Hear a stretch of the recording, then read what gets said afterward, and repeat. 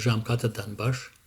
جەندەر پێکاتەی بایۆلۆجی، کاریگەری کۆمەڵ یان هەردووشیان. دوو جەنگی جیهان ڕێخۆشکەر بوون بۆ بەشداریکردنی ژن لە چەند بوارێکدا کە پێشینەی نەبوو. هەر لە دوای جەنگەوە کەم کەم چەمکی جەندەر پەرەدەسێنێ و دەکەوێتە دیبەیتی ئەکادیمی قانونی و گشتەوە.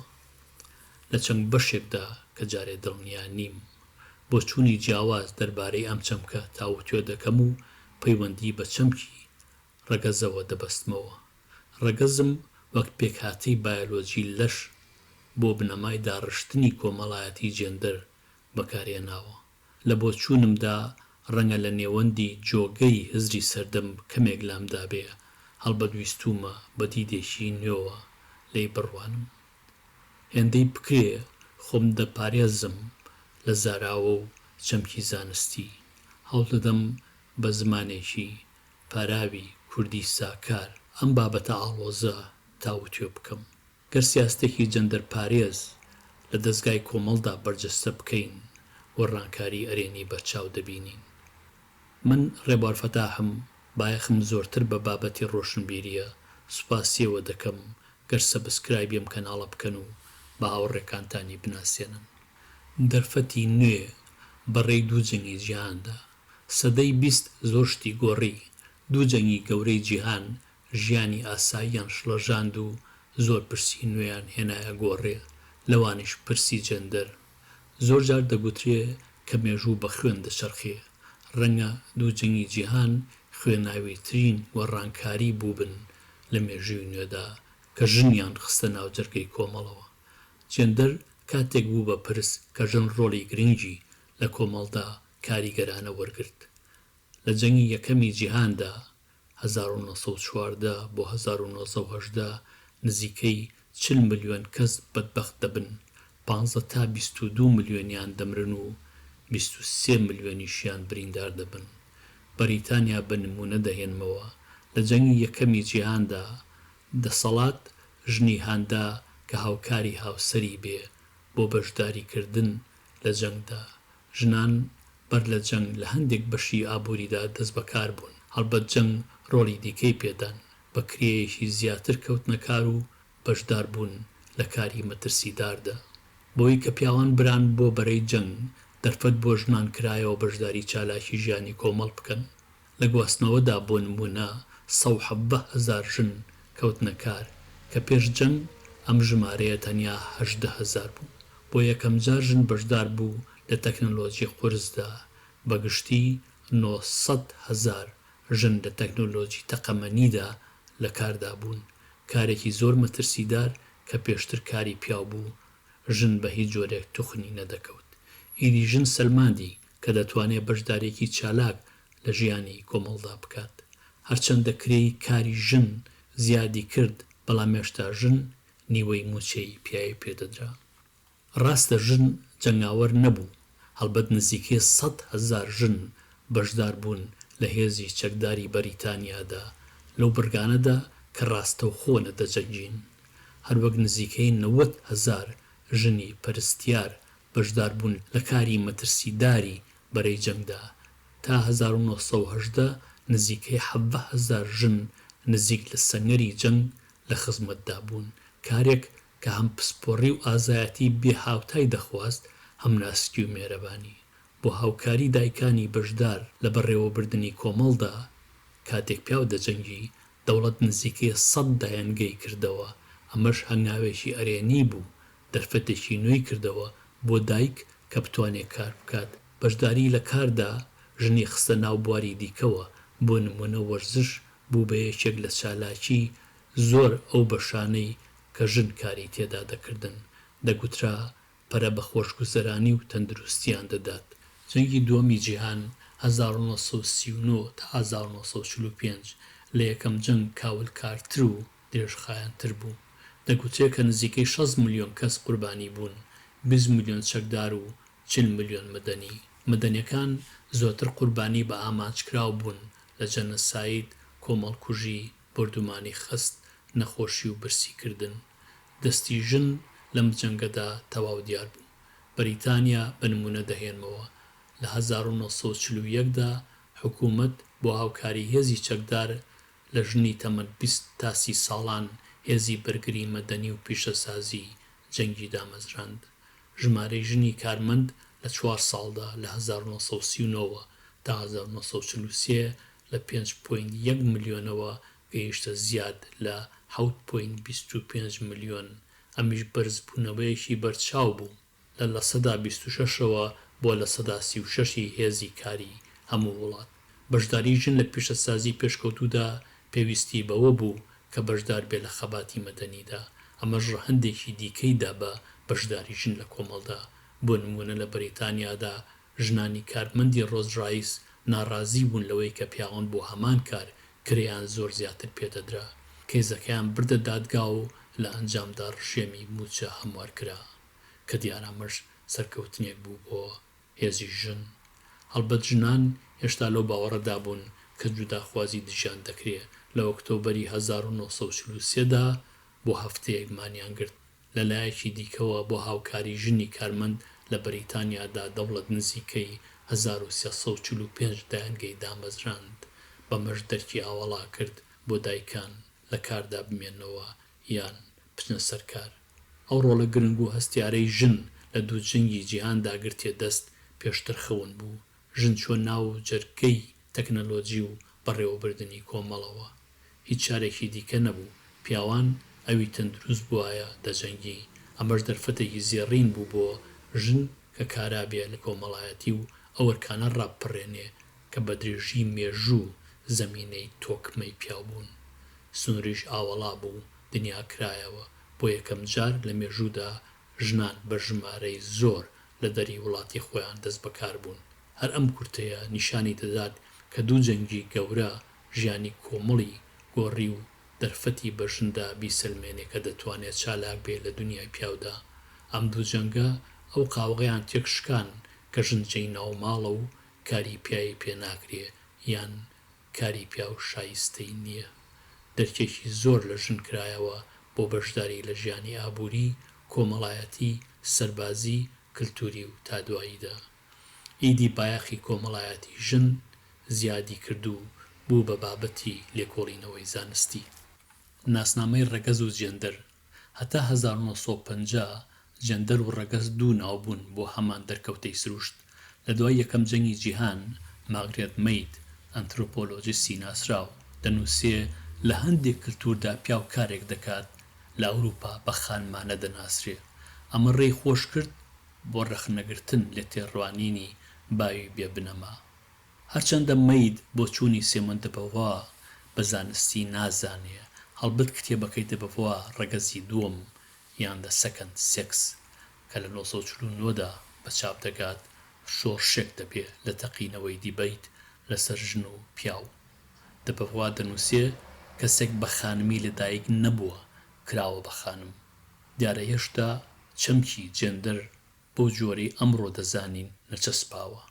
لە 1950دا دکتۆر جۆن ویلیەم مۆنی زاراوەی جێندەر بەکاردێنێ وەک ناسنامەی سێکسخوازی کەسێک. نزیکەی 2 دەیە دواتر لە بەریتانیا و ئەمریکا چەمکی جێندەر پەرەی پێدەدرێ. چاتەکە پەیوەندی بەکارهێنانی زاراوەی سێکس و جێندەر نیشان دەدات لە نووسینی ئەکادمیدا وەک لە پێڕستی زاراوەکاندا هاتووە. لە دوای 1970ەوە زاراوەی جێندەر کەم کەم لە توێژینەوەی زانستیدا زیادی کردووە تا بەر لە 1990 پێش زاراوەی سێکس کەوتووە. چەمکی سێکس و جێندەر لێک جودا دەبنەوە و هەریەکەیان ناسنامەی خۆی وەردەگرێ. هەندێک لەو پرسانەی لەم بارەیەوە دەکرێن ئەمانن: پەیوەندی سێ چەمک ڕەگەز، سێکسخوازی و جێندەر پێکەوە چین؟ ئایا جێندەر داڕێژاوێکی کۆمەڵایەتیە؟ ئایا جێندەر ڕنگدانەوەی ڕەگەز و سێکسخوازیە؟ ئایا پێکهاتەی بایۆلۆجی جێندەر و ڕەگەزی کەسێک دیاری دەکات؟ ئایا جێندەر لە کۆمەڵدا تەنیا ژن و پیاوە یا جۆری دیکەشی هەیە؟ ئایا ناسنامەی جێندەر پێویست دەکات تەبای ئەو لەشە بایۆلۆجیە بێ کە تێیدا دەژی؟ لە تاوتوی ئەم پرسگەلەدا هەم زانست هەم فەلسەفە کاریگەرن. زانست وەڵامی زۆر لایەنی بایۆلۆجی و کۆمەڵایەتی دەداتەوە. هەڵبەت بایۆلۆجی خود کۆمەڵ و کولتور چۆن بینا لەسەر جێندەر دەکەن ئاوەڵای تاوتوێیە. ئێستا تاوتوێ ئەم پرسانە دەکەم. سێکس پێکاتی بایۆلۆجیە، نێرینە و مێینە لێک جودا دەکاتەوە، دەرکەوتەیەکی خۆڕسکە، ڕەنگە بە کوردی ڕەگەز لە بەرامبەری بەکارات بێ کە من لێرەدا لە خۆی دەگرم. بەم پێیە گەر نێرینە و مێینە ڕەگەز بن، ژن و پیاوێک لە دوای یەک جێندەرن، واتە پیاو جێندەری ڕەگەزی نێرینەیە، ژن جێندەری ڕەگەزی مێینەیە. سێکسخوازی چێژی سێکسە، لە چ ڕەگەزێک کەسێک چێژ دەبینێ. مەرج نییە تەبابێ لەگەڵ بایۆلۆجی خۆڕسکی لەشدا، واتە مەرج نییە نێرینە حەزی لە مێینە بێ یان بە پێچەوانەوە. سێکسخوازی ڕەنگە پەیوەندی بە پێکاتەی بایۆلۆجی یان کۆمەڵایەتی کەسێکەوە هەبێت. لە ئاستی بایۆلۆجی لەشدا زۆربەی کەس سێکسی دیارە، نێرینە یان مێینەیە. هەڵبەت لە سا 5 مرۆڤ هێترۆسێکسوەڵ نین. سایتی حکوومەتی بەریتانی هەندێک ئاماری بە کەڵکی داناوە. سێکسخوازی زۆر جۆرن، ئەمانە چەند نمونەیەکن. هێترۆسێکسوەڵ خوازیاری سێکسی بەرامبەرن، گەی خوازیاری هەمان سێکسن، جوت سێکس خوازیاری هەردوو سێکسن، پانسێکسوەڵ خوازیاری هەموو سێکسێکن، بێ سێکس بەشداری ئەزمموی سێکس ناکەن. ئەم سێکسخوازیە چۆن بەشدار دەبێت لە دامەزراندنی جێندەردا کە مێگاڵۆزە. نێرینە مێینە یان ئەوی لەوان جودایە، واتە ڕەگەزی سێم بناغەی جیاوازی بایۆلۆجی ڕەگەزە. پیاوبوون ژنبوون ئەوی لەوان جودایە، واتە جێندەری سێم جێندەربوونی ڕەگەزە.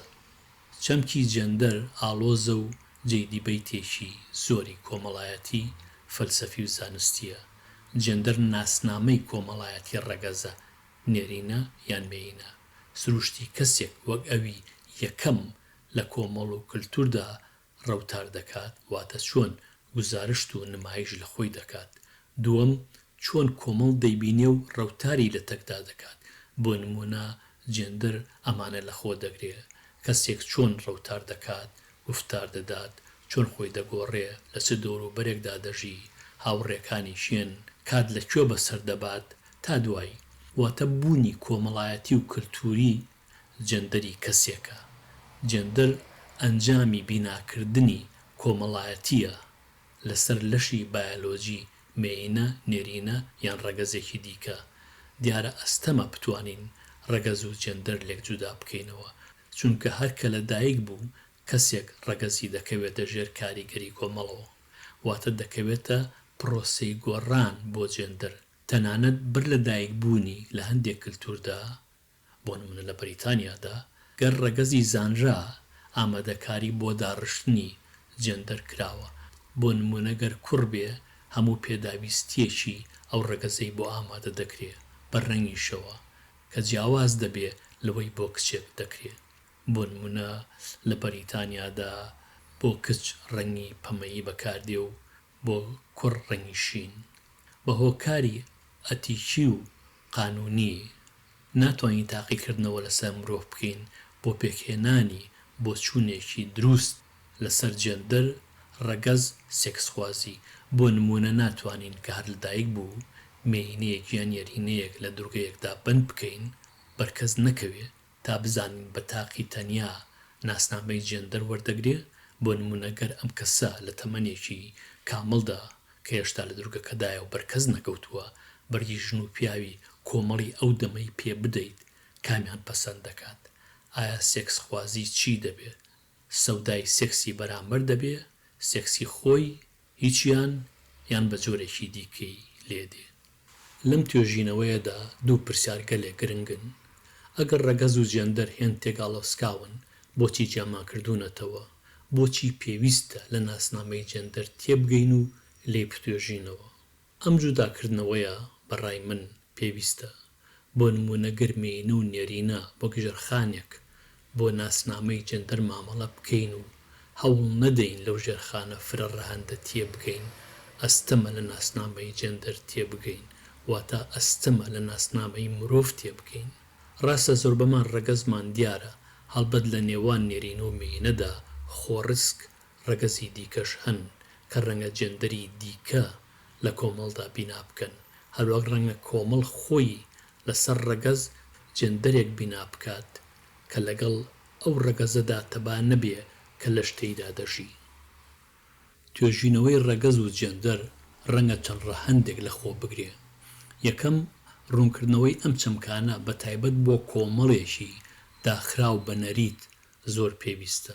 هەتا ئەمڕۆ لە زۆر کۆمەڵی ئەم زەمینەدا گەر کەسێک نەکەوێتە هەردوو جەمسەری نێرین و بینی زانراوەوە بە سەقەت سەیری دەکرێ و هەندێک جاریش کۆمەڵ خۆی لە ڕزگار دەکات.